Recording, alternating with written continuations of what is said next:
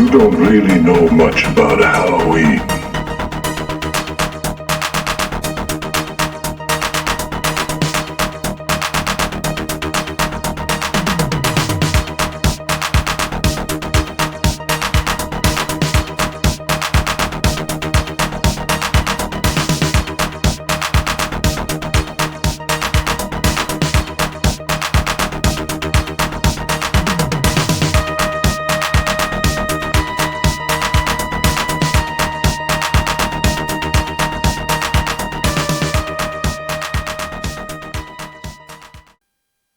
Hello everybody and welcome back to another unboxing video. I am your host Joel. I am one half of the Newlydeads.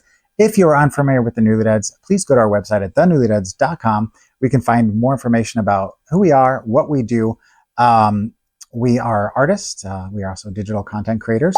If you found the YouTube channel, you obviously have found our other content, which includes more unboxing videos, Sinister Snacks, follow us around, Code Orange, as well as the original episodes of Dollar Store Driving Classic, which is our half-hour chat show where we find a movie out in the wild that is sci-fi, thriller, horror, basically genre fare.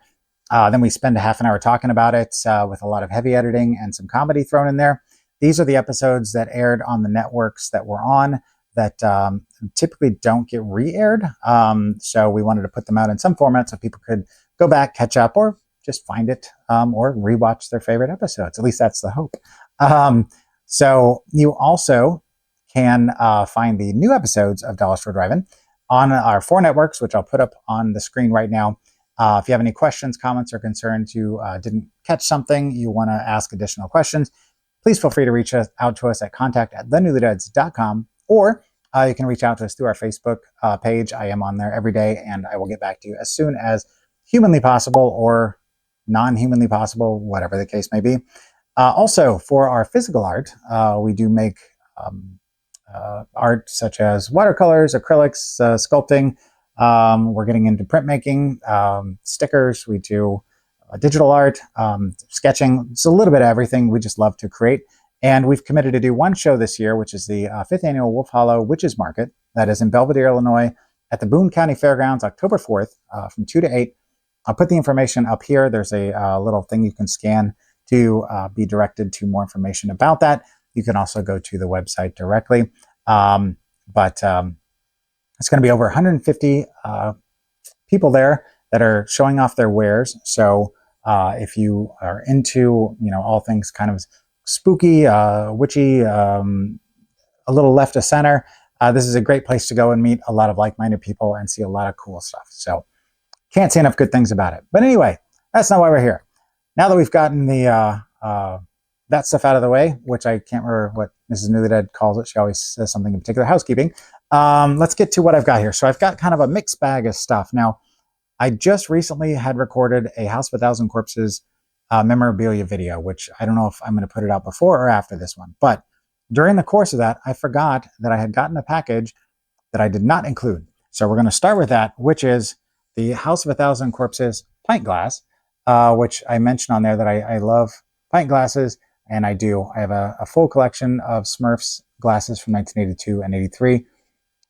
Something about glassware like this just takes me back to, when Burger King and, McDonald's and places like that would put these out as, promotional stuff.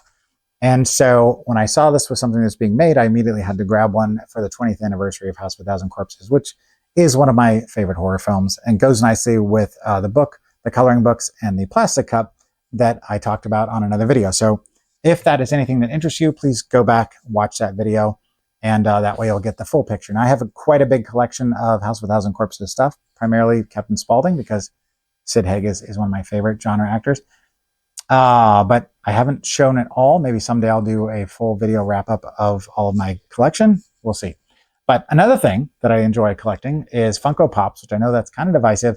But one of the ones that both my wife and I enjoy is a Terrifier series. So we recently picked up, we already have 4 Terrifier Funko Pops, but now we have Art the Clown holding the opened severed head with the candy, using it as a candy dish for Halloween, that was recently put out. Now there's a whole bunch of these that are available. They have regular full-size figures now, And you can't see them behind me. Maybe you can right there.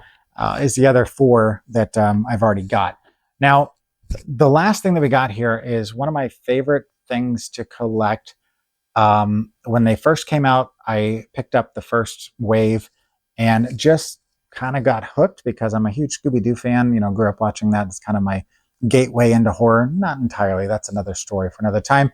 But these figures, the Toony Terrors that NECA puts out, are very much designed in that vein of the kind of Scooby-Doo-esque design. Now, they've started to license other people outside of horror icons, or maybe I should say they've started to license specific horror icons. Maybe that's a better way to put it.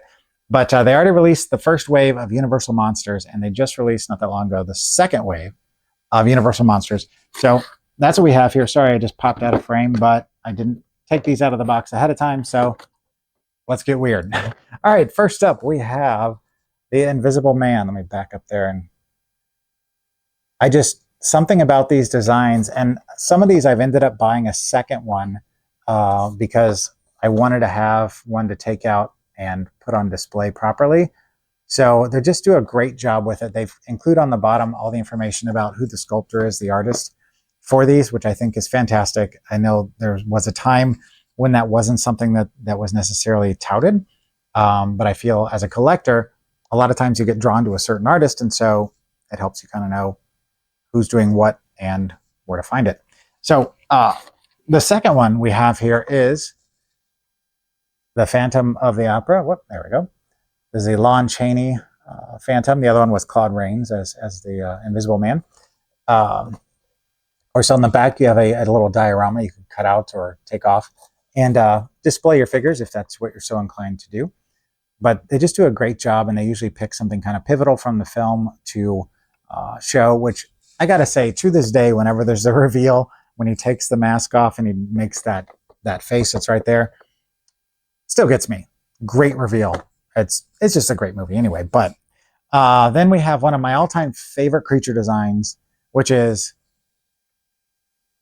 the creature from the Black Lagoon, which, I mean, you don't get much better than that. Even now, it's been copied and pasted and whatever else you want to say. It's just a phenomenal design. There's the Black Lagoon, and then here's a little bit more of a close-up of that. Now, the only thing I don't understand with this figure is it includes, you can't really see it there, but there is a skeletonized hand, one of his hands, and I've gone back through the movie, and I can't find that there was ever a scene where there was a skeletonized version of the creature's hand. So I don't know what that's about, but it's still kind of cool. So yay. The final one, which my wife and I, are huge Bride and the Monster fans. We have a very large collection of things, artwork and figures, and just a ton of stuff around the house. It's a thing. We even got matching tattoos of, I've got the bride, she's got the monster. But anyway, it's a thing. So they released Frankenstein's monster in the first wave. Now, finally, in the second wave, we've got the Bride of Frankenstein, and they have the proper Elsa Lanchester red hair, which many times you see it's black, which it was not. There's a scene from the film, which is widely considered one of the greatest horror films of the time, maybe ever, at least of the Universal monsters for sure. But you can see they've got the screaming face, and then more of a standard, just kind of, she was not a very happy person being brought back from the dead. But anyway, I just love this design. I'm happy to have it tattooed on my arm. And her visage is all over the house. And pretty much every room, there's at least something that contains the bride or Frankenstein's monster. So that is it. Just a mixed bag of stuff, but I wanted to share it all with you because I was excited about it. And I know a lot of you out there collect the same stuff. So, more stuff to kind of take a look at and say, hey, I think I kind of want to get that too. Anyway, if you would like to contact us, please do so at our aforementioned website. Remember to reach out to us if you have any questions through our email or our Facebook page. Please like, share, and subscribe. Like I said, we want to grow our channel in 2025. I don't know if I said that during this video, but there you go. I said it again. And that is it. So remember, kids, that tomorrow is not guaranteed. So don't forget to unbox your heart. We'll see you soon. Should be done, you see, between the real and the unreal. The dead might be looking in. Festival of Samhain.